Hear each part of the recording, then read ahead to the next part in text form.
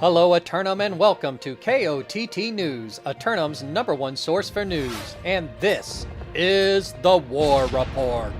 Dynamic change in the history of Eternum last night as the physicians of pharmaceuticals forced their way into the keep and capture the rain-drenched mountain region of Morningdale. KOTT News were on the scene with the doctors after their victory, but they were in a rush to get the Cutlass keys for the influence race there. And what a race! As the three factions vied for control of the towers around the southern peninsula, the action was hot and heavy. KOTT got in as close to the action as possible, being one of the only people on the island who longed for the old scope of the musket. But this was as close as we could get without causing confusion between the participants on the battlefield.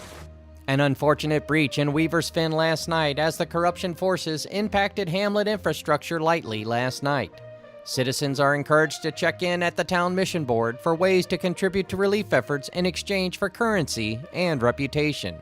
Returning to the Season 3 Rise of the Angry Earth reward track, and you guessed it, ladies and gentlemen, once again, KOTT News were able to knock out yet another full bingo thanks to the free stamps granted for completing full lines along the way.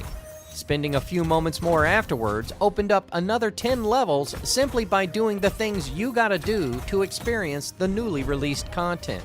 Looking at the weather for today, and once again the sun will continue its consecutive days rising and shining across the Eternum sky streak for yet another day. But look out after sundown as the corruption forces make another run on the island, coming to a region near you across 40% of the island. No submissions for simulated fantasy combat resolution tonight, despite the race and Cutlass keys, but we'll be sure to bring you all the action tomorrow night when those races result in fully formed declarations then.